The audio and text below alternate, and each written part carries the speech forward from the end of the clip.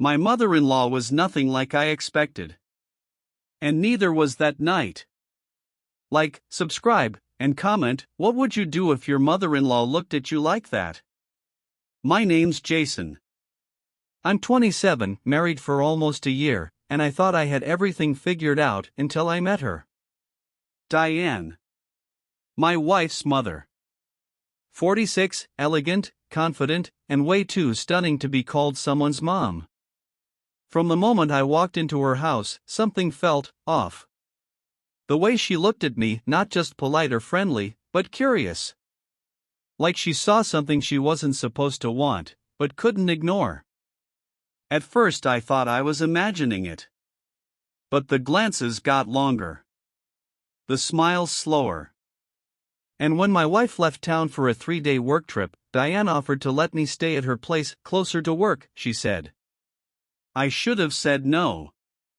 But I didn't. The first night, everything was fine, quiet, respectful, even a little awkward. She wore a robe, hair up, casual. But the second night, something shifted. She came downstairs in a silk nightgown, no bra, her robe barely tied. She poured herself a glass of wine, sat across from me, crossed her legs slowly, and said, "You know, you're too tense. My daughter doesn't take care of you right, does she?" I choked. Excuse me? She smiled, not sweet, not innocent, and leaned in closer. "Tell me to stop," she whispered. I didn't. Because every part of me was screaming for her to keep going. She stood up slowly, walked around the table, and stopped right behind me, her fingers brushing lightly across my shoulders, her voice soft and dangerous. "You don't have to pretend, Jason. I see the way you look at me." I swallowed hard, trying to find words, but my body betrayed me, frozen, breathless, aching. She leaned down, her lips grazing my ear. "If you want me to stop, say it now." I turned to look at her, her eyes locked on mine, daring me, testing me, and I didn't say a word. She kissed me, slow and deep, like she had all the time in the world, and I lost every thought in that one moment. My hands found her waist, her robe slid to the floor, and suddenly her nightgown didn't matter anymore. She climbed onto my lap without hesitation, lips still on mine, her hips pressing down, and I knew right then I'd already crossed a line I could never uncross. We didn't make it to the bedroom. The couch creaked beneath us, the wineglass still full, forgotten on the table. Every move she made was slow, experienced, like she was teaching me how it's supposed to feel when someone touches you not because they can, but because they need to. When it was over, she didn't say a word. She stood, fixed her hair, picked up her robe, and before walking away, looked over her shoulder and whispered, "Be in the guest room tomorrow night, if you're ready for more."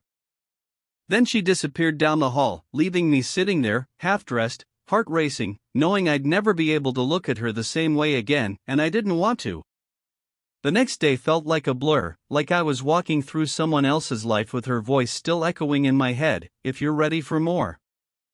I couldn't focus at work, couldn't think straight, every minute dragging until the evening finally came, and as the sun dipped behind the trees, the air in that house grew heavier, like it knew what was about to happen.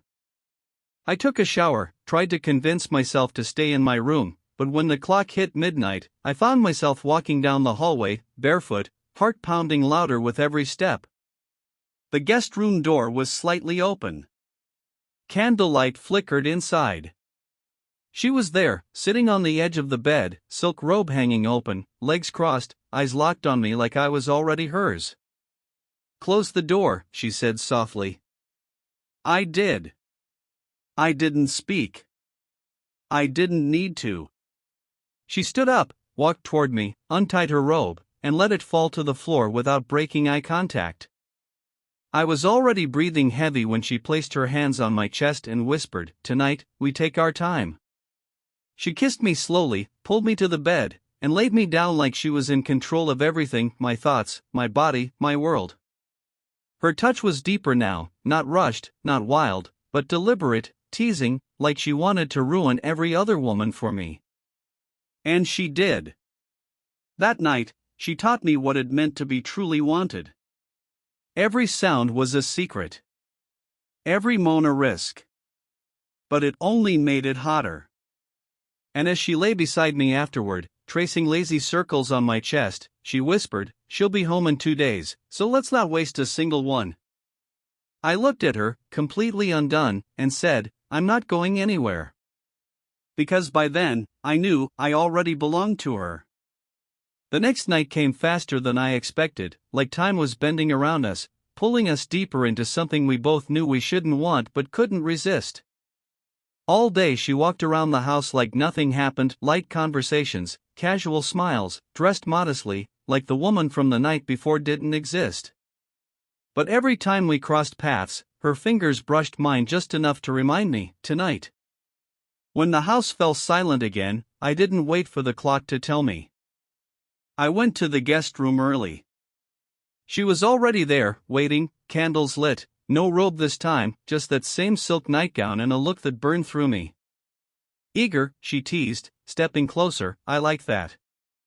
She climbed onto the bed without hesitation, pulling me down with her, and this time, there was no gentleness. It was urgent. Intense. Her nails in my back, my mouth on her neck, her breath hot and fast in my ear as she whispered my name like a secret she was never supposed to say. "You don't think about her, do you?" she murmured, and I knew she meant her daughter, my wife. I didn't answer. I couldn't. Because at that moment, there was no one else. Just her. Her body wrapped around mine, her voice guiding every move, her skin like fire beneath my hands. It felt like sin. It felt like heaven. It felt like ours. When it was over, she laid on top of me, her lips brushing my jaw as she whispered, "One more night, then everything goes back to normal." But I already knew there was no going back. Not after this. Not after her. Because some lines, once crossed, don't just blur, they disappear. The next morning, I sat at the kitchen table alone, coffee untouched, hands trembling slightly as Diane moved around behind me like nothing had happened. She hummed softly, her robe tied neatly, her hair perfect, like she wasn't the woman who had whispered in my ear just hours ago, like she didn't completely unravel me 3 nights in a row. But I could feel her. Every time she walked past me, every time our eyes met for just a second too long, it was there, the weight of what we'd done. That afternoon, my wife called. She was coming home early. A cancelled flight had opened a seat. She'd be home by morning. When I told Diane, she didn't even blink. Just smiled and said, "Then we've had perfect timing." But something about that smile felt different. That night, for the first time, I didn't go to the guest room. I stayed in mine. I stared at the ceiling, heart racing, guilt crawling under my skin. I could still taste her on my lips, still feel her body pressed against mine. But now everything felt louder, the silence, the distance, the choice I didn't realize I'd have to make so soon. Around midnight, there was a soft knock on my door. I didn't answer.